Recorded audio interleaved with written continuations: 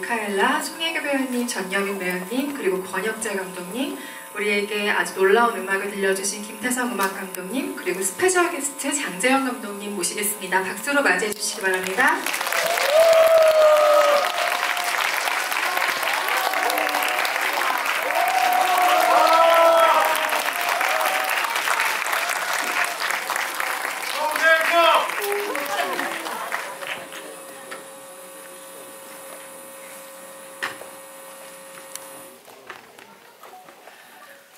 네, 이 관이 사실 GB로 잘 안 나오는 관으로 제가 알고 있는데 워낙 화제작이고 또 정말 많은 팬들을 몰고 다니는 분들의 영화이기에 오늘 특별히 이 관에서 20관을 상영하고 GB를 하게 된 것 같습니다.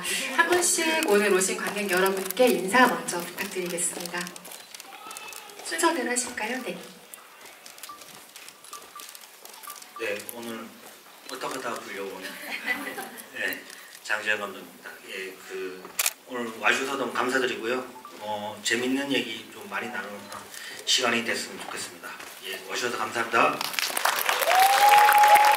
네, 유니아 수녀 역을 맡은 송혜교입니다. 이렇게 설 연휴에 귀한 시간 내주셔서 감사합니다. 즐거운 시간이 되길 바랍니다. 네, 미카엘라 역의 전여빈입니다. 반갑습니다.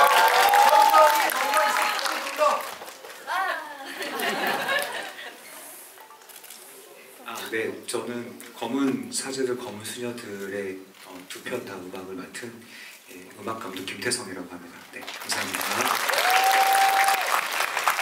네, 안녕하세요. 네, 검은 수녀들의 연출 맡은 권혁재라고 합니다. 반갑습니다. 오늘 이렇게 귀한 시간 많이 내주셨고 또 장재영 감독님 그리고 또 김태성 음악 감독님과 함께 이렇게 뜻깊은 자리를 또 할 수 있어서 너무 저도 지금 떨리기도 하고 설레기도 합니다. 여러분들과 좋은 말씀 많이 나눴으면 좋겠습니다. 감사합니다.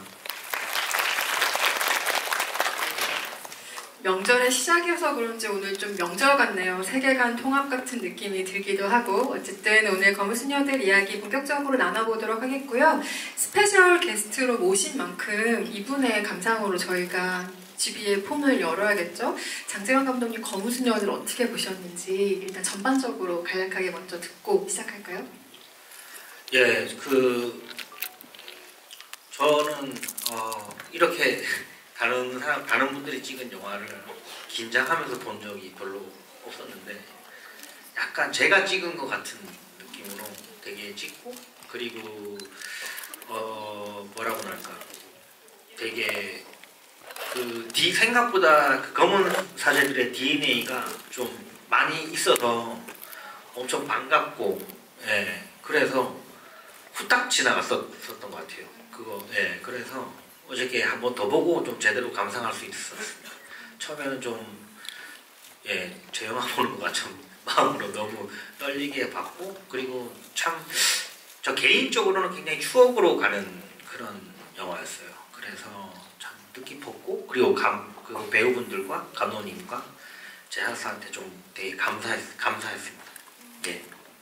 시간이 후딱 갔다, 정말 어떻게 갔는지 몰랐다라는 평은 아마 영화를 만든 사람들에게 가장 기쁜 리뷰 중에 하나일 것 같아요. 또 자세하게 검은 사제들과 연관한 이야기 또 이따가 나눌 테고요. 송혜교, 전여빈 배우님께 질문 한번 드려보겠습니다. 두 분은 뭐 여러 작품으로 관객과 시청자들과 만나시고 또 많은 사랑을 받은 두 분인데요. 그간의 어떤 공통점을 보자면 항상 현실에 딱 탁월하게 발을 붙인 캐릭터들을 두 분이 연기를 해오셨다는 인상이 저에겐 있습니다. 그런데 검은 수녀들이라는 이번 작품을 통해서 과학적으로 온전히 설명이 안 되는 세계로 드디어 두 분이 들어가셨어요. 근데 이 동시에 좀 자유로운 오감이 열리는 경험이지 않았을까, 이것이 어려운 동시에 이런 생각들 들었는데요.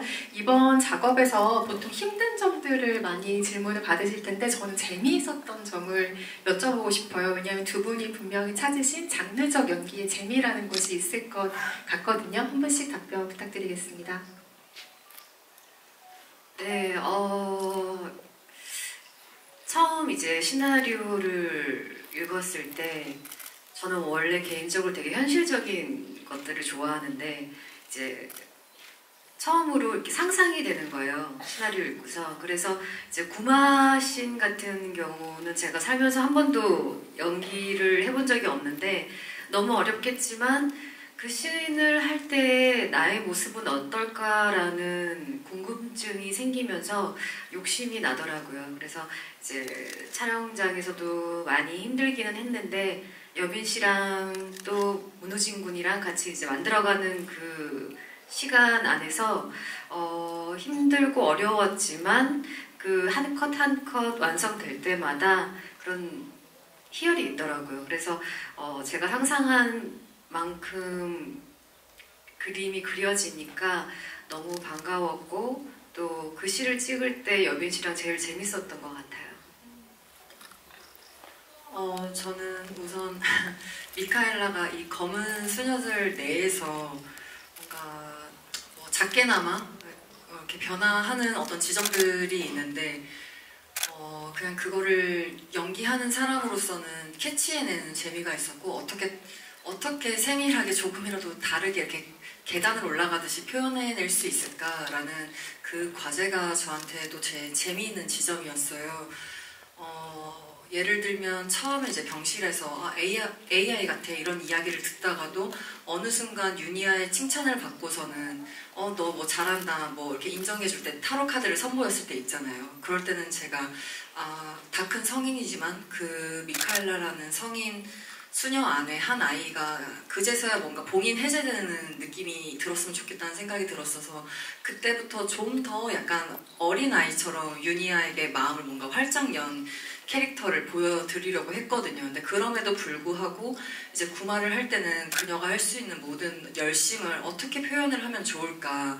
근데 이제 구마신 같은 경우는 대본의 리액션이 미카엘라는 리액션이 많았던 캐릭터이기 때문에 리액션의 대사들이 있진 않았어요. 그래서 이 친구가 어느 순간에 이제 그 기도문이 들어갈지 그리고 콘티상에서도 뭐 지금 희준이를 바라보고 있을지 아니면 유니아를 바라보고 있을지 그게 아주 계산적으로 있지는 않았기 때문에 그런데도 불구하고 배우로서는 마땅히 해내야 되는 지점이 그런 빈 공간을 무조건 채우고 존재하고 있어야 된다고 생각했어요. 근데 촬영할 당시에는 모든 순간 집중해야 되기 때문에 힘이 붙이기도 했었지만 뒤돌아서 보고 나면은 그렇게 집중할 수 있었고 세밀하게 뭔가 상대들을 보려고 했던 것이 상대의 눈을 보고 말을 귀에 담으려고 했던 것이 저에게는 재미로 남았고 배움으로 남았습니다.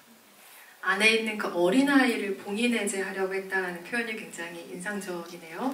권혁재 감독님께는 이런 질문 한번 드려보겠습니다. 현장에서 연출가라는 존재는 전체를 보는 말하자면 오케스트라의 지휘자 같은 역할을 담당을 하지만 한편으로는 또 배우들의 연기를 관객이 보기 전에 가장 최초로 눈앞에서 생생하게 목격하는 관객이라는 점을 항상 그 시선이 궁금한데요.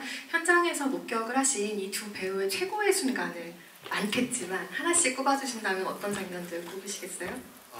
어려운 질문이신 것 같아요. 일단 뭐 보셔서 알겠지만 저는 두 분의 유니아, 미카엘라 캐릭터의 송혜교 배우님, 전여빈 배우님이 함으로 인해서 훨씬 더 영화가 풍부해지고 그런 부분들이 너무나도 많았기 때문에 그게 오히려 계속 다음에 찍는 거에서 계속 영감을 받게 되는 부분들이 있었던 것 같습니다. 근데 이게 영화를 끝나고 났을 때, 촬영이 끝났을 때는 어쨌든 그 마지막 그 불구덩이를 뒤로 옆을 두고 유니아와 미카엘라가 나누는 희준이를 살려 성당에 가서 종을 치는 걸 하는 그때의 미카엘라와 유니아의 그 순간들이 참 중요했고 그랬었는데 근데 요즘에 이제 개봉을 하고 이렇게 여러분들과 만나게 되고 저도 계속 곱씹어보고 있을 때 계속 떠오르는 거가 방금 좀 전에 여빈 씨가 말씀을 했던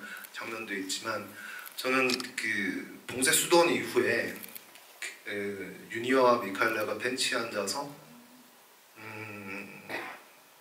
괴물 같아. 그리고 왜 이렇게 살아요? 그다음에 구마의 핵심은 뭐예요? 자백. 뭐 이렇게 운명도 얘기하고 그리고 나서 바로 이어지는 씬이 또 그 타로 카드를 가지고 카페에서 두 분이 얘기 나누는 장면이 있는데 그게 저는 계속 마음속에 계속 떠올라요. 계속 제가 그 장상이 너무나도 그 정직하게 찍기도 했지만 촬영 감독님과 조명 감독님의 그 캐릭터의 심리를 어쨌든 조명으로 그 미칼레 감정에서는 얼굴에 어른거리는 나뭇잎 그림자들 하지만 둘이 아이 컨택하는 장면에서 바로 이제 다음 씬으로 넘어가는 장면들 그리고 거기서는 아까 여비 씨도 설명하셨던 부분 그리고 또 우리 영화상에서는 그 캐릭터가 되게 중요한 어쨌든 변곡점이 되는 지점이 없기 때문에 근데 마침 그 타로 카드 카페 씬은 우리 영화에서 실제 촬영할 때 맨 마지막 크레인컵 날 찍은 장소입니다. 근데 그 두 배우분들의 그 지금까지 이 검은 소녀들을 찍기 위한 그 노력들과 역사가 이렇게 묻어있다? 약간 그 피로감도 묻어있는 느낌? 그거가 느껴져서 또 그 정서가 전 너무 좋았던 것 같아서 굳이 말씀드리자면 그 두 씬의 장면들이 두 분 다 함께 있었을 때 장면들이 너무 좋았습니다. 네. 소설이라면 텍스트라면 그 글자들을 읽어가면서 읽는 사람 한 명 한 명이 머릿속에 떠올리는 이미지가 조금씩은 다르지만 영화는 단 한 컷만으로 어떤 장면의 관계성과 또 톤 앤 매너를 설명해야 하는 게 또 영화이기도 합니다. 방금 벤치 씬을 언급해 주셔서 그 미카엘라가 괴물이라고 자신을 지칭할 때 그 어른거리는 나뭇잎의 그림자를 보면서 저도 현장에서 저 그림 만드느라 아주 애를 쓰셨겠다는 생각을 했던 기억이 문득 있는데요. 둘의 관계성, 앞으로 어떻게 나아갈 것인지에 대한 무드까지 담아낸 장면이었다고 생각합니다. 촬영 조명과 더불어서 음악 역시 때로는 캐릭터의 감정을 증폭시키고 영화를 밀고 나아가는 동력이 되기도 하는 아주 중요한 장치인데요. 저는 이번에 검은수녀들 보면서 스코어가 많은 장면을 굉장히 풍성하게 감싸고 있다는 인상을 받았는데 사실 음악 감독의 입장에서는 장르와 성격에 따라 음악을 어떻게 활용해야 될지를 계속 조율해야 한다는 생각이 들거든요. 검은수녀들의 경우에는 음악이 좀 이런 역할을 했으면 좋겠다라고 생각하셨던 부분은 어떤 게 있을까요? 김대성 음악 감독께 질문 드립니다. 네, 일단은 저는 그 검은 사제들과 검은 수녀들의 두 편을 다 작업을 해가지고 이제 일단은 크게 보면은 검은 사제들의 DNA, 아까 많은 부분의 DNA가 연관되어 있다고 그랬잖아요. 그러니까 일단 검은 수녀들을 작업할 때 가장 중요하게 생각했던 것 하나가 검은 사제들의 세계관을 어떻게 이 검은 수녀들의 세계관으로 끌고 올까였어요. 그래가지고 보시다 보면 오프닝에 그 시작할 때 그 메인 테마가 나오는 그 호흡이나 이런 것들이 사실 어떻게 보면 검은 사제들의 연장선으로 똑같거든요. 그리고 엔딩에 어떤 그 큰 대교가 나오면서 좀 벅차오르는 음악으로 끝나는 것까지 일단 그 세계관의 DNA를 통일시켰고 그 다음에 이제 그 검은 수녀들의 그 음악을 작업할 때 또 굉장히 중요하게 생각했던 게 이게 이제 남녀의 역할이 뒤바뀌어요. 이게 어떻게 보면은 이제 메인 서사를 이끌고 가는 그 캐릭터가 수녀가 되는 것만으로도 영화의 무드가 굉장히 달라지거든요. 세계관이 완전히 달라지기 때문에 이런 것들에 대해서 어떻게 차별화를 둘까, 이 둘의 감정선, 그 다음에 이게 어떻게 보면 여성 연대, 그리고 약자에 대한 어떤 그런 이야기라고 저는 생각을 해가지고 어떻게 보면 이제 장르물이라기보다는 이 두 사람의 감정 라인이라든지 그다음에 이 두 사람이 진짜로 해서 어떤 행동들을 궁극에 하려고 하는지에 대한, 그러니까 결국에는 희생을 하잖아요. 희생. 그 유니아 수녀가 불구덩이로 이제 걸어 들어갈 때 나오는 그 이름이 그 곡 제목이 파스칼의 희생제물이라는 그게 희생과 제물이라는 이 단어가 두 개가 다 있거든요. 이게 1편에서는 강동원의 그 후광 논란 있잖아요. 강동원 배우가 노래를 하면서 막 걸어올 때 썼던 그 음악인데 그때는 강동원 배우가 화면 앞으로 다가오는 때 이제 그 음악을 사용을 합니다. 근데 이때는 윤여순이가 멀어지는 장면에 불구덩이로 들어갈 때 이제 그 음악을 사용하면서 이 사람이 결국에는 자기 몸을 희생을 하면서 한 아이의 생명을 구하려고 하는 가장 어떤 거를 표현하려고 어쨌든 이런 이 내면의 어떤 강인한 것들을 표현하려고 음악을 이렇게 작업을 했던 것 같아요. 그래서 그 장르물이라기보다는 감정 라인에 좀 집중을 많이 했던 것 같고 제가 또 제가 그 다른 영화 이야기를 해서도 죄송하지만 82년생 김지영이나 한공주 같은 작업을 하는 마음으로 어떻게 보면 이 검은 수녀들 작업을 했던 것 같아요. 네. 네. 언급해주신 장면 가운데 최부재의 장면은 10년째 오해를 받고 있는 장면이죠. 조명을 더 켜지 않았는데 왜 강동원 씨만 조명을 켜줬냐. 장재환 감독님이 아니다라고 공식적인 답변을 내놓으셨음에도 불구하고 10년째 논란이 되고 있습니다. 사실 이 모든 세계관은 장재환 감독이 11년 전 선보인 단편 12번째 보조사제에서 이만큼의 세계관이 확장이 된 겁니다. 검은 사제들을 지나서 이번 검은 수녀들까지 세계관이 확장이 됐는데요. 정말 남다른 기분이 장재환 감독으로서는 드실 것 같고, 사실 그 단편으로 먼저 만들었던 이유가 장편 제작에 좀 어려움들이 있기 때문에 단편으로 먼저 약간 말하자면 샘플링을 하신 셈이었던 거잖아요. 근데 그때와 비교해서 장르적 허용이 많이 받아들여진 어떤 업계와 관객들의 변화를 좀 감지하고 계시지 않을까 싶어요. 그때와 비교하면 어떤 생각들 드세요? 네, 저도 그때 검은 사제들 개봉했을 때 관객들이 모르겠어요. 저한테 이렇게 몰래 와서 저 사실은 이런 장르 좋아해요. 약간 이렇게 약간 이 장르를 좋아하면 안 될 것 같은 그런 좀 게 있었는데 곡성이라든가 파묘라든가 이런 영화들이 좀 나오면서 이제 좀 커밍아웃된 그런 느낌이 조금 있어요. 그래서 기분이 좀 제가 사회에 이바지를 하고 있는지 잘 모르겠습니다. 말하자면 검은 장르에서 흰 장르로 조금 올라온 느낌 같은 공식적인. 네, 그거가 검은 수녀들이 이제 그거를 딱 도장을 좀 찍어주는 것 같은 느낌이 좀 있습니다. 네, 우리의 윤희아 수녀에게 질문을 한번 드려보겠습니다. 윤희아 수녀를 연기하는 송혜교 배우로서는 아마도 감정을 폭발시키고 계속 드러내는 것보다는 이렇게 올라오는 것들을 계속 누르고 절제하는 게 아마 현장에서 가장 큰 과제이지 않았을까 싶은 생각이 들었는데요. 실제로 윤희아는 그 부마자 안에 악령을 대할 때를 제외하고는 감정을 정말 최대한으로 절제하는 캐릭터라고 느꼈습니다. 그래서 현장에서 혹시 예상 밖으로 감정이 마구 동요했던 순간 있으셨는지 궁금했어요. 각본을 읽으면서 상상했던 때보다요. 이제 보신 분들은 아시겠지만 윤희아 수녀는 전사가 설명이 잘 되어 있지가 않아요. 그래서 윤희아는 왜 그 아이를 살리기 위해서 그런 용감한 선택을 했을까, 그리고 나라면 그럴 수 있을까부터로 시작을 했던 것 같아요, 저는.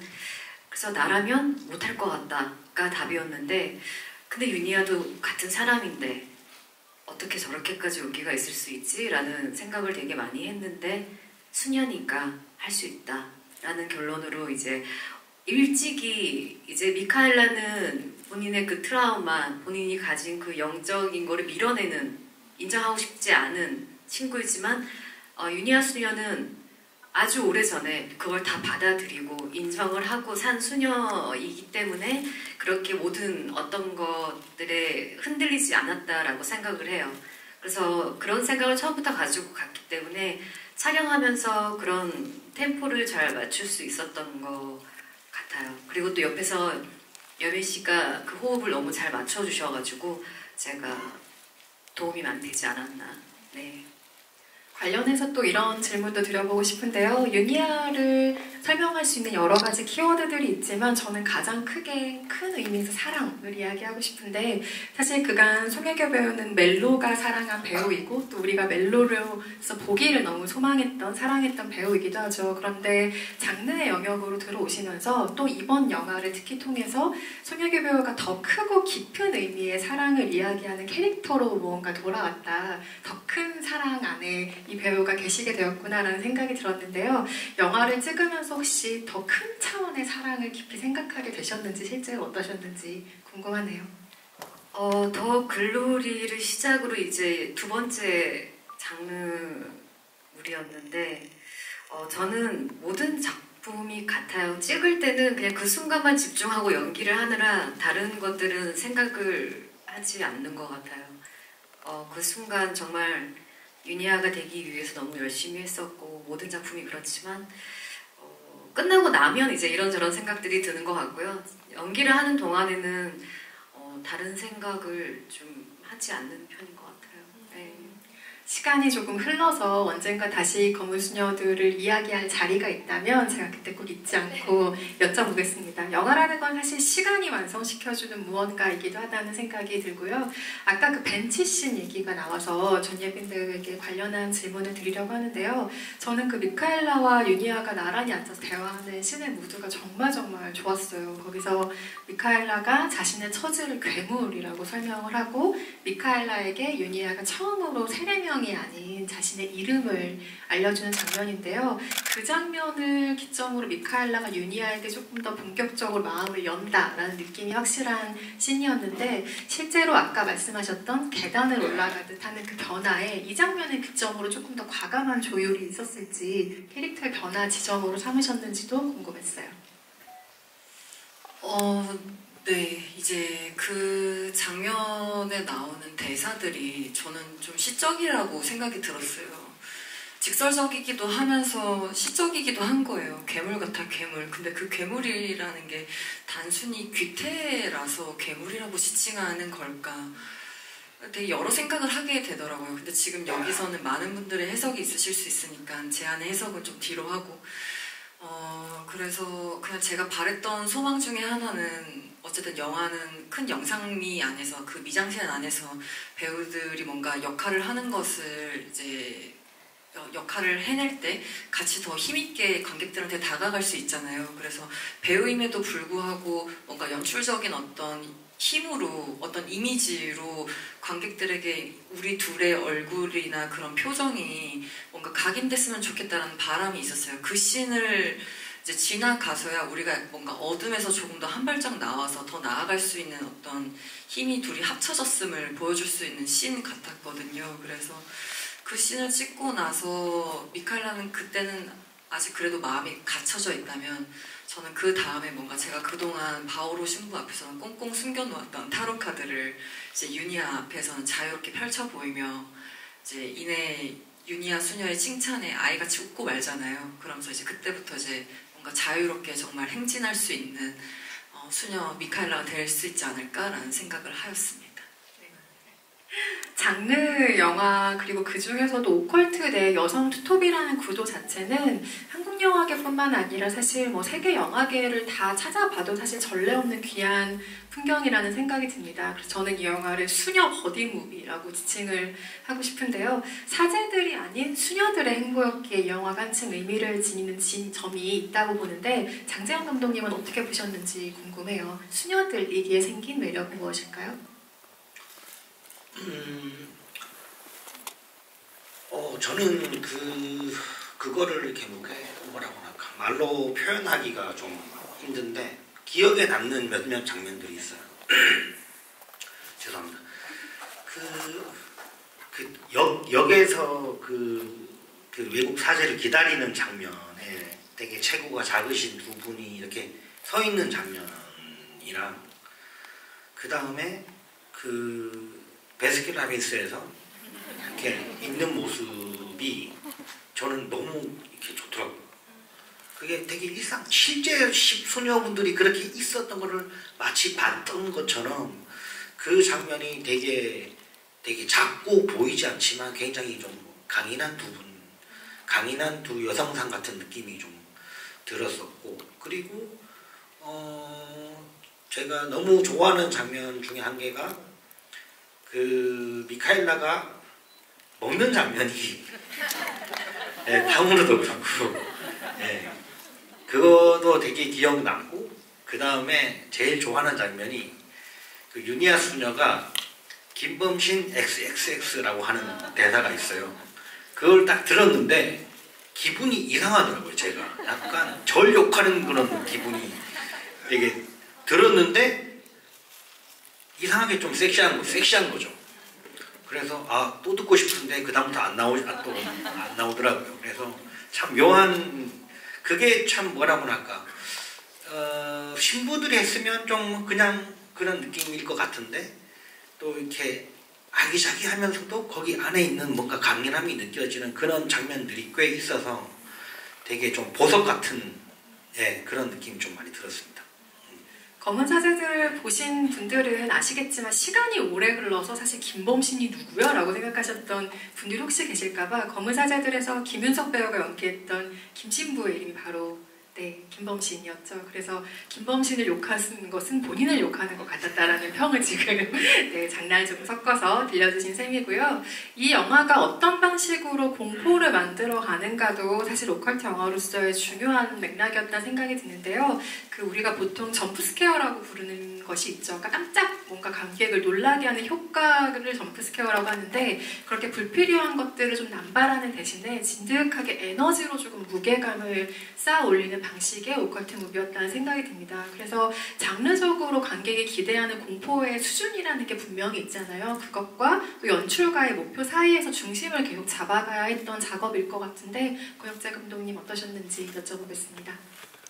네, 저는 이제 검은 사제들의 팬이었고 또 검은 사제들가 한국 영화에서 진짜 그 털을 닦았다고 저는 생각하는데 이 검은 사제들을 준비하면서 이 오컬트란 과연 무엇이냐에 대해서 누군가가 저한테 묻게 되면 어쨌든 대답을 해야 될 것 같고 제 스스로도 저의 전작들이나 저라는 사람을 봤었을 때 오컬트를 새로운 도전 같기도 하고 저한테 진짜 엄청난 새로운 도전이었는데 저는 이게 처음 이 시나리오를 봤을 때 그리고 우리 하나둘 배우분들과 같이 만들어 가는 속에서 느끼는 거는 이게 공포의 방점을 찍는 것보다 드라마의 방점이 찍힌다라고 장르적으로는 표현을 할 수밖에 없다라는 생각이 좀 들었고 점프 스퀘어라는 게 보통 우리가 갑툭튀라고 하잖아요. 갑자기 툭 튀어나오는 라고 이게 줄임말로 한국식으로는 갑툭튀라고 부르는데 그것도 공포 영화에서는 되게 점프 스퀘어를 잘 쓰고 설계돼서 준비한다면은 그건 되게 효과적인 공포 영화의 하나의 부분이라고 생각합니다. 근데 우리 영화는 그렇게 접근하는 것보다 우리의 인물들의 그 감정과 그 여러 가지의 미묘한 그 분위기들을 잘 잡히는 거가 좀 더 중요하지 않나라는 생각을 계속 했고요. 앞서 말씀드렸던 그 진중한 에너지라고 하는 부분들이 결국은 우리 영화는 그 두 수녀의 여성 연대의 힘이 분명히 있는 것 같아요. 이게 영화에서도 분명히 흐르고 있는데 여기에 대해서는 뭐 얘기 나눌 수 있는 부분들이 되게 많을 것 같습니다. 하지만 제일 중요한 거는 결국 공포라고 하는 것은 어떤 전조가 있고 어라 저게 뭐지? 그리고 이게 무섭다? 그리고 나서 그 무서운 상황을 빨리 벗어나기 위해서 보통은 와! 야! 이렇게 소리를 지르면서 그 와이를 해서 어쨌든 그 무서움을 해결하려고 하는 그 흐름으로 나가는 것인데 우리 영화는 유니아 캐릭터도 그렇고 미카엘라 캐릭터도 그렇고 이미 유니아는 그런 무서움의 전사가 아주 디테일하게 그려져 있지는 않지만 유니아 캐릭터상 뭔가 악령이나 사령들이나 무서운 일이 벌어졌을 때 그에 대해서 연연하지 않는 강직한 용기가 있는 대담한 인물로 저는 그려진다고 생각합니다. 오히려 진짜 그 건의에 있는 현실의 이 스템 이런 것들이 오히려 더 공포로 와닿을 수도 있겠다는 생각도 들었고 미카엘라는 어떻게 보면 의사이며 수녀이며 사람들을 구하기 위해서 엄청난 노력을 해왔고 자신의 아픔들을 꾹꾹 답답함을 꾹꾹 담았을 것 같아요. 그러니까 그 영화 속에서도 룸메의 언니의 귀신들이 나오고 환자가 나오고 했었을 때도 어떻게 미카엘라가 그걸 반응하느냐에 대해서도 원래 여빈 씨랑도 참 논의를 했었는데 그 감정의 미세한 조절에 따라서 미카엘라 캐릭터가 좀 달라지는 부분이 있다고 생각이 들었습니다. 그걸 관객분들한테 놀래키거나 되게 두려움에 떨게 하는 방식으로 접근하기보다 지금 이 캐릭터들이 훨씬 더 개연성이 있게끔 배치되는 거가 좀 더 중요하다라는 생각을 좀 많이 했던 것 같습니다. 그리고 이제 구마호식에서는 검은 사제들이 굉장히 진짜 설계가 다 되고 잘 집중되어 있는데 그걸 따라가면서 이 두 수녀가 따라가는 것을 비교해보는 재미도 분명히 있을 거고 또 다르게 해석되는 부분들이 또 있을 것이다. 또 우리 검은 수녀들만의 그 연대하는 무속과 연대하는 신성한 경험한 자세 그 부분들이 되게 중요하다고 생각했습니다. 그 연대가 훨씬 더 좀 중요한 에너지로 미세한 조정들이 모여서 하나의 커다란 증폭으로 가는 이 영화의 방식을 조금 더 주목해 주셨으면 좋겠습니다. 영화 안에서 캐릭터를 연기하는 배우의 목소리나 톤이 음악에 고려되는 부분이 분명히 있을 것 같다는 생각이 드는데요. 엔드 크레딧에 또 우리가 유니아 수녀의 아주 성스러운 기도문을 들을 수 있어서 굉장히 기쁜 마음으로 극장을 나서게 되는 작품이기도 한데요. 미카엘라의 네, 미카엘라. 네, 기도문을 읽은 스코어를 거기는 약간 비하인드가 있는데 원래 이제 노래를 같이 하기로 했는데 바빠가지고 노래를 못했어요. 그래가지고 이제 기도문으로 해서 이게 저는 3편이 나왔으면 좋겠거든요. 그래서 거기 보면은 강동원 씨의 목소리도 나오고요. 그 엔딩곡 거기 김윤석 씨의 또 백코러스도 있습니다. 그래서 이 세 명이 또 한 팀을 이뤄가지고 하는 그 3편을 기대하는 마음으로 그렇게 음악을 만든 겁니다.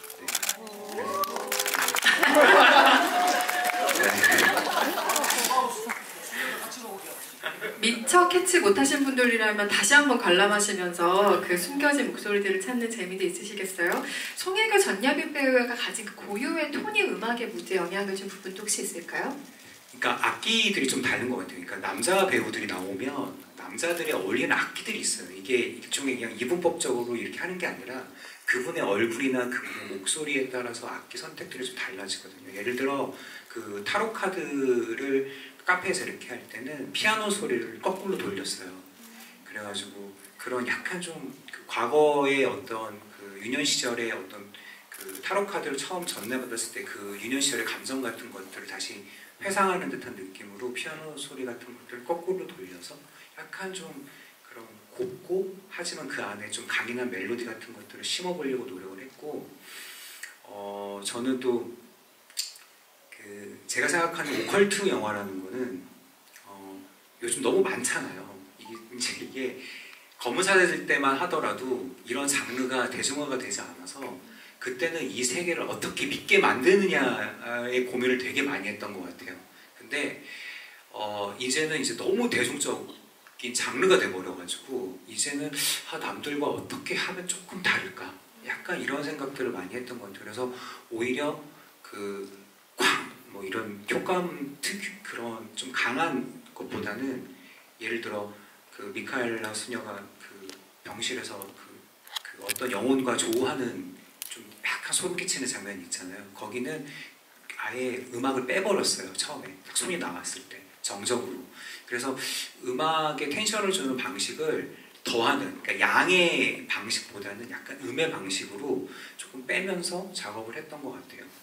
그리고 아주 지극히 현실적인 것에 약간 이질적인 요소가 오면서 공포를 느낀다고 생각을 했어요. 그래서 그러니까 저는 그런 생각들을 자주 하거든요. 만약에 이런 좌석에 저기 구석에 어떤 그 희한한 그 조각상이 하나 있다. 그러면 대부분의 사람들은 그걸 무시하고 지나갈 수도 있지만 어떤 사람들은 그게 안 어울린 장소에 그런 게 있는 걸로 약간 어떤 사람들은 소름이 끼칠 수도 있거든요. 그러니까 저는 그런 순간에 오히려 이제 그 어떤 사인 같은 것들, 그런 소리 같은 것들을 주면서 이 오컬트의 세계관을 조금 좀 만들어 보려고 했던 것 같습니다. 네. 당연하지만 예시를 들어주신 것입니다. 이 상영관에는 아무것도 없습니다. 여러분 놀라지 마시기 바라겠고요. 관객석으로 마이크를 넘기기 전에 장재영 감독님 오늘 스페셜 게스트로 모셨으니 혹시 게스트분들께 영화를 보시면서 궁금한 게 있으셨다면 하나 질문을 먼저 해주시고 관객석으로 마이크를 넘길까요? 네, 그 유니아 수녀에게 하나 여쭤보고 싶은데 제가 각본을 보긴 했는데 꽤 오래전에 봤던 것 같아요. 그래서 각본에 있었는데 좀 없어져서 좀 아쉬운 장면이나 뭐 그런 게 좀 있는지 좀 궁금합니다.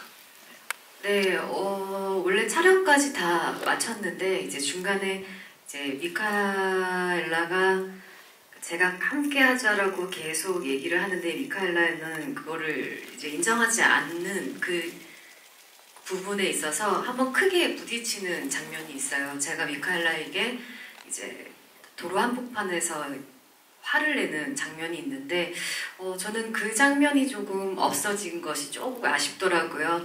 왜냐하면 그 부분이 좀 보였더라면 관객분들이 저희 둘을 따라오는데 더 조금 도움이 되지 않았을까라는 생각이 들어서 너무 좋은데 그 부분에 그 씬이 더 들어갔더라면 더 조금 제 개인적으로는 더 풍성해지지 않았을까라는 아쉬움이 있습니다. 저도 감독님께 좀 부탁드리는 DVD가 나오면 좀 삭제된 장면이 좀 많이 볼 수 있으면 좋을 것 같아요. 네, 뭐 딜리티드 씬들이 아무래도 뭐 스페셜 패치에 있겠죠. 많이 있으실 거고 굉장히 많이 네. 있어요. 네, 그걸 보려면 여러분의 힘이 정말 중요합니다. 네, 확장판이든 무엇이든 볼 수 있는 날이 오면 좋겠고요. 관객 질문 받아보겠습니다. 손 들어주시면 마이크 전달 드릴 텐데요. 저쪽, 네, 앞쪽에 세 번째 줄 사이드에 계신 분께 마이크 전달 드립니다. 네, 안녕하세요. 그 영화 잘 봤습니다. 그 감독님이랑 배우분들한테 질문드리고 싶은 게 있는데 영화를 촬영하시면서 이 부분은 조금 관객들이 호불호가 갈릴 수 있거나 좀 오해를 불러일으킬 수 있겠다 하시는 장면들이나 또 그거에 대한 좀 설명을 해주실 수 있는지 그게 궁금합니다. 그러니까 이제 논란이 될 거라거나 뭔가 호불호가 나뉠 수 있겠다라는 거에서는 저는 이제 크게 그 부분보다는 우리 영화만의 색깔이고 개성이라고 저는 생각을 했고 아까도 말씀드렸지만 오컬트지만 또 검은 사제들의 세계관을 공유하는 스피노프지만 우리 영화는 검은 수녀들 말 그대로 제목에서도 있는 설명되는 검은 수녀들이 한상렬을 구하는 이야기. 근데 그게서 어떻게 받아들일까 관객분들이 그러니까 이 만드는 사람들조차도 이걸 어떻게 받아들일 것인가 이게 막상 성별을 수합해서 만드는 개념이 아니라 이거는 아까도 음악 감독님 말씀드린 그 무드가 그냥 바뀐다가 아니라 여러 의미가 해석할 게 되게 많거든요.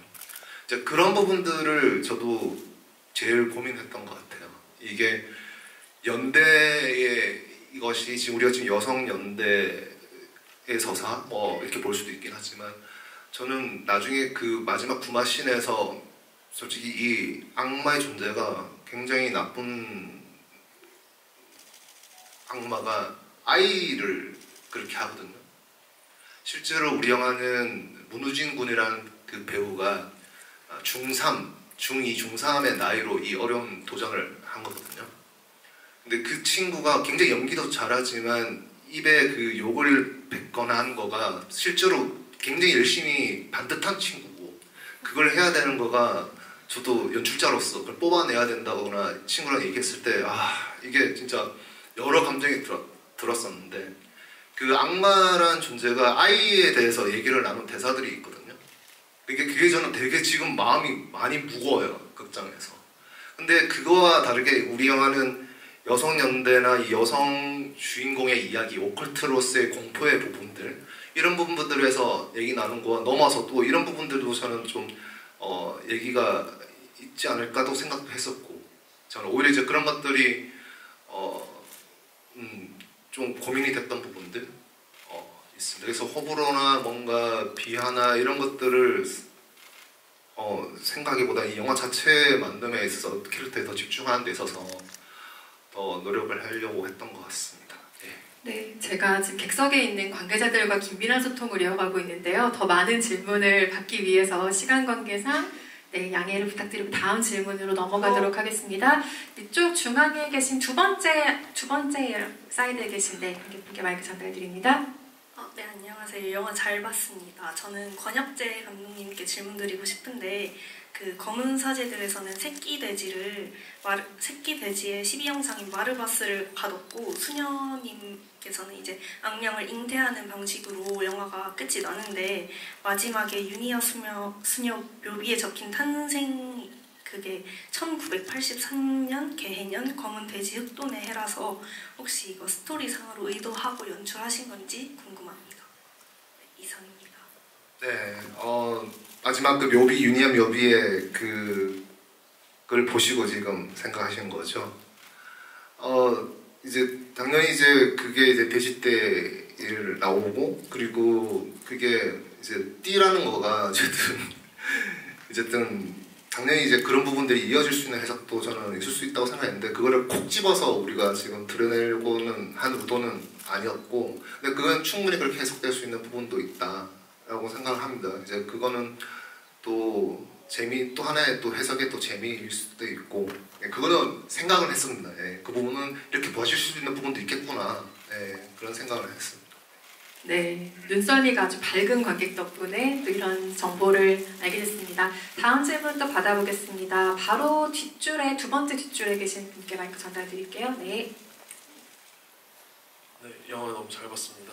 감독님께 질문 드리고 싶은데요. 권혁재 감독님께 질문 드리고 싶은데요. 그 유니아 수녀의 방이 잠깐 나오는 씬이 있는데 그때 박쥐 다큐멘터리가 나오고 있잖아요. 그때 이제 유니아 수녀가 그저 검은 수녀라는 그런 상징을 보여주는 건지 아니면 또 다른 의미가 있는지 궁금한 점을 좀 여쭙고 싶습니다. 그 유니아 집은 그리고 지금 어쨌든 유니아의 공간이 처음 소개되는 곳인데 지금 말씀하셨던 TV 어쨌든 정보가 박쥐라는 그 다큐멘터리 EBS 다큐멘터리가 나오다 보니 더 이제 그렇게 생각해 볼 수 있는 것 같은데요. 이제 그런 거가 저는 오컬트의 참 재미인 것 같아요. 근데 그 의도에서 박쥐도 어쨌든 쥐라서 뒤에 보면 우리가 또 쥐도 나오지 않습니까? 쥐도 그러니까 귀엽다, 쥐돌이다 이 개념이 아니라 어쨌든 쥐에 그것도 연결될 수 있다 이런 생각도 해봤었고 반면에 그 박쥐란 거는 어쨌든 음파나 되게 지금 그런 거에 되게 민감한 부분들도 있었고 그런 분위기들 그리고 그러니까 여러 형상들이 지금 힌트가 될 수 있다라는 부분들에서 나올 텐데 근데 이제 그거는 우리에서는 그림으로서 나 대사로서 좀 설명되어 있는 건데 조금 다른 페이크적인 혹은 다르게 또 이어질 수 있는 그 경계를 좀 탈 수 있는 친구가 뭐가 있을까 해서 이제 고민을 했었던 걸로 기억합니다. 네, 이번에는 두 수녀 캐릭터에 관련돼서 질문하실 분께 마이크 전달드리려고 하는데요. 손 들어주시면 마이크 전달드리겠습니다. 저쪽 뒤쪽에 손을 들고 계신 관객분께 마이크 전달드립니다.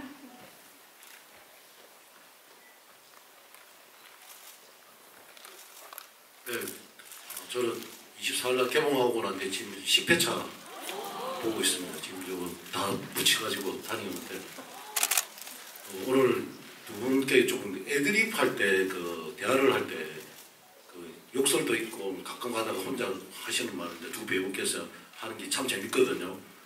검은 사제자들은 그런 게 좀 약간 없었는데 이번에 이거는 되게 많더라고요. 그렇게 감독님 지시에 의해서 했는지 아니면 그냥 순간적으로 나온 애드립인지 좋게 말해서 애드립이고 여기지 않습니까?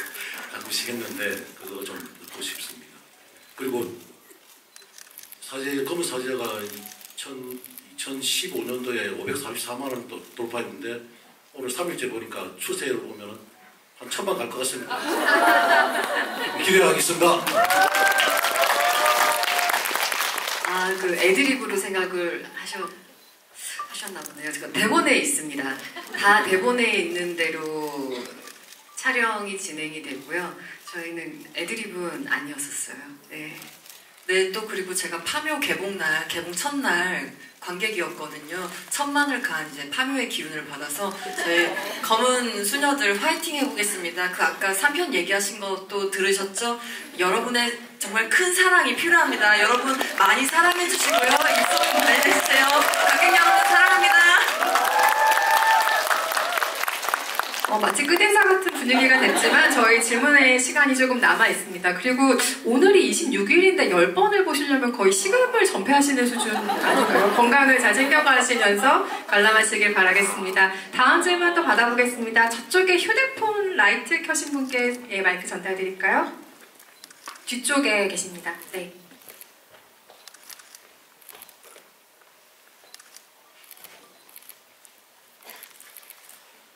감사합니다. 영화 너무 재밌게 잘 봤어요. 저는 이제 개인적으로 궁금한 게 악마 이름이 이제 나왔을 때 이게 인터넷에서 보니까 자막을 보셨다는 분들도 계시고 못 보셨다고 하시는 분도 계시더라고요. 저는 CGV에서 봤을 때 못 봤는데 혹시 이 부분에 대해서 설명해 주실 수 있는지. 네, 그 부분은 제가 설명을 드리자면 뒷부분에 그 희준이가 악마 이제 구마식 할 때 지금 목에 재발 물려져 있는 부분도 있고 음성 변조가 되어 있는 부분들도 있고 이제 그런 대사에서 특히 라틴어나 외국말 같은 경우에는 자막이 있지만 한국말의 경우에는 자막을 원래 안 달았었어요. 근데 어쨌든 저희가 되게 기민하게 빨리 그걸 준비를 했었고 그 반응들에 맞춰서 지금은 그 부분에 대해서 자막 작업들이 되어 있습니다. 그래서 아마 어제부터 해서는 그걸 자막이 좀 달려 있어서 그 의미가 잘 전달되도록 지금은 그래서 상영 중인 걸로 알겠습니다. 미리 그 부분에 대해서는 좀 제가 대표로 양해 말씀드리고 죄송하다는 말씀을 드리겠습니다. 네. 혹시 자막이 없는 버전으로 보신 분이 주변에 계시다면 이 답변을 공식적으로 좀 알려주시기 바라겠습니다. 그래서 이름이 뭐래라고 물어보면 극장에서 확인하면 된다라고 얘기를 해주시면 어떨까 싶습니다. 다음 질문 받아볼 텐데요. 이쪽에 계신 분께 질문이라고 패드 들고 계신 분께 전달드릴까요? 안녕하세요. 네, 저는 전여빈 배우님한테 질문 하나 드리고 싶은데요. 이번 이 구마 사건이 미카엘라 수녀 인생에서 큰 터닝 포인트가 됐을 거라고 생각을 해요. 그래서 앞으로 미카엘라 수녀한테 이 유니아 수녀가 어떻게 기억될지 질문 드리고 싶습니다. 그리고 영화 너무 잘 봤습니다. 네, 감사합니다. 우선 제가 생각했던 미카엘라는 자기 자신 안에 어떤 억압도 있고 트라우마도 있지만 어쨌든 뭔가 사회에서 자기를 봐줬을 때 정상적인 어른으로 보이길 바라는 그런 마음이 있었을 거란 생각이 들었어요. 그러니까 귀태로 태어났잖아요. 자기가 어른이 되지도 않은 어린아이인데도 불구하고 이미 뭔가 정체성이 굳어져 버린 사람들에게 그렇게 불리는 사람으로 태어나져 버렸기 때문에 성인이 되고 나서는 그냥 어떤 평범한 사람으로 보이고 싶어 했었던 사람이었을 것 같아요. 근데 그거는 즉 자기 자신을 속이고 숨기는 사람이라고 생각했거든요. 근데 그러면서 유니아를 만나게 되면서는 유니아에게 한 생명을 살리기 위해서 자기 모든 걸 던지고 달려가는 이 솔직한 유니아를 만나고 나서는 물어보잖아요. 우리 괴물 같다고 왜 그렇게까지 하냐고. 그랬더니 이제 유니아가 자기의 진짜 이름 난 강성애야 라고 이름을 밝히잖아요. 그러니까 그때 이제 미카엘라는 자신의 존재 자체를 그냥 직면하라고 들었을 것 같아요. 그냥 자신의 존재를 정말로 직시하고 바라보고 그냥 나 자체로 살아낼 수 있는 그런 용기를 바라보는 것. 그래서 유니아 수녀를 그렇게 어쨌든 보낸 이후로는 더욱더 직면하려고 살았을 것 같고 유니아가 생명을 살리기 위해서 달렸던 그 길을 미카엘라도 그 누구보다 진심을 다해 유니아를 마음에 품고 달리지 않을까라는 생각을 해봤습니다. 네. 마음 아이의 어린아이를 품었던 미카엘라가 이번엔 유니아를 품고 달린 어떤 풍경을 기분 좋게 상상하게 됩니다. 마지막으로 스페셜 게스트 장재영 감독님께 세계관에 관련해서 궁금한 점이 있다 하시는 분께 마이크 전달드리겠습니다. 저쪽 뒤쪽 사이드에 계신 분께 드립니다. 안녕하십니까. 장재영 감독님께 질문드리자면 혹시 본인이 이제 이 영화를 만드셨다면은 바꾸시고 싶은 장면이 있으셨는지. 네.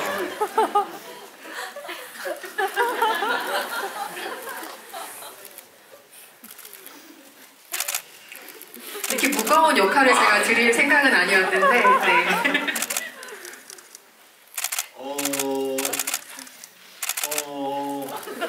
참 어려운 질문이네요. 예. 근데 저는 만약에 했으면 유니아 수녀를 조금 더 겁이 좀 있는 수녀로 좀 했을 것 같긴 해요. 그리고 그 미카엘라 수녀도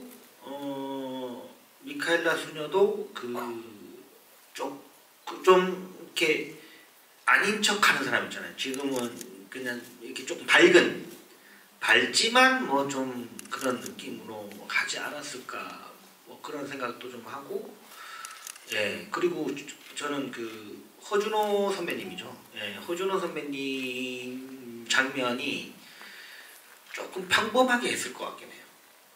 그러니까 이렇게 그 약간 제가 생각할 때는 그 약간 그냥 윤희아가 찾아갔는데 그냥 평상시랑 똑같은데 조금 이상한 느낌. 그렇게 하면 어땠을까 뭐 그런 생각은 듭니다. 예, 그 정도. 네. 좋은 답변입니다.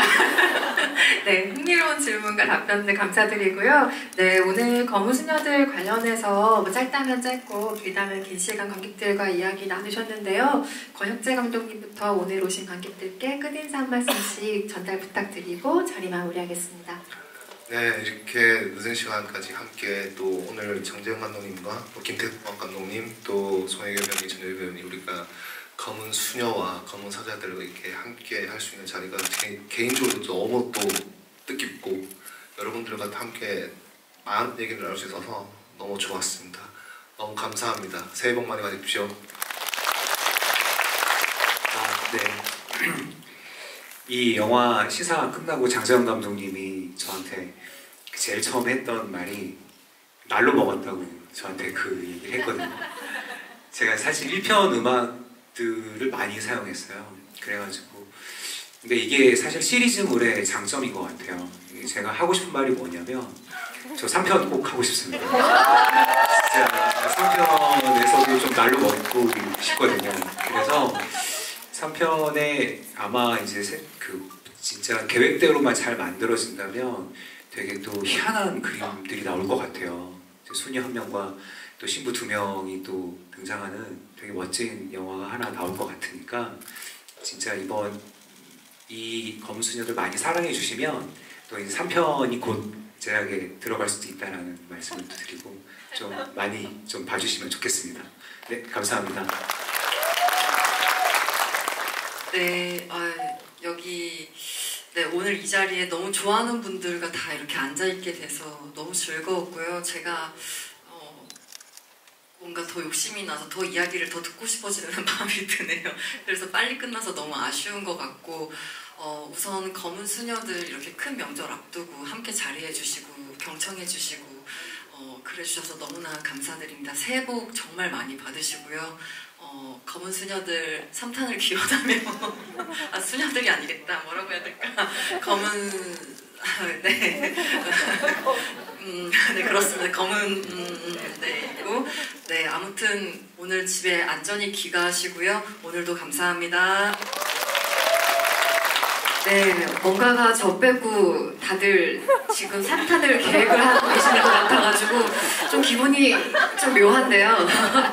네, 3탄 잘 되길 바라겠습니다. 네, 설 연휴에 이렇게 귀한 자리 이렇게 시간을 내어주셔서 너무 감사드리고요. 저도 제가 너무 뵙고 싶었던 분들과 함께 이렇게 앉아서 대화를 나눠서 너무나 기분 좋은 시간이었습니다.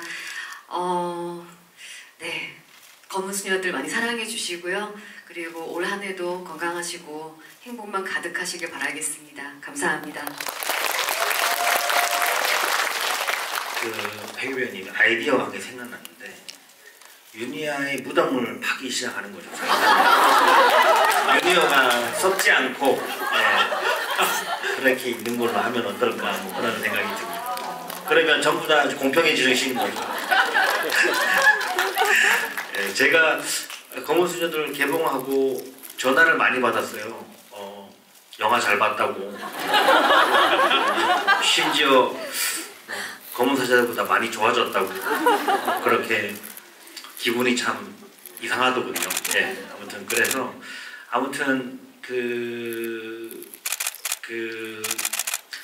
검은 사자들만큼 또 이 영화가 검은 시리즈가 좀 계속돼서 저한테도 한번 기회가 다시 올 수 있는 날이 오도록 해서 참 더 많이 사랑해 주시고 한국 영화 또 많이 사랑해 주십시오. 오늘 와주셔서 너무 감사드립니다. 새해 복 많이 받으세요. 네, 저희가 또 뭐 검은 파묘단 정도가 되려나요? 뭐 기쁜 생각들도 해보기도 했는데 네, 오늘 저희의 바람이고 이것은 제작사와 배급사의 공식 입장은 아닙니다, 여러분. 하지만 여러분의 성원에 따라서 이 시리즈가 이어갈 수 있는 동력과 또 장기 롱런할 수 있는 또 어떤 동력이 되기도 하니까요. 주변에 좋은 입소문 많이 부탁드리고 검은 수녀들과 함께 좋은 설 명절 보내시기 바랍니다. 새해 복 많이 받으세요. 감사합니다.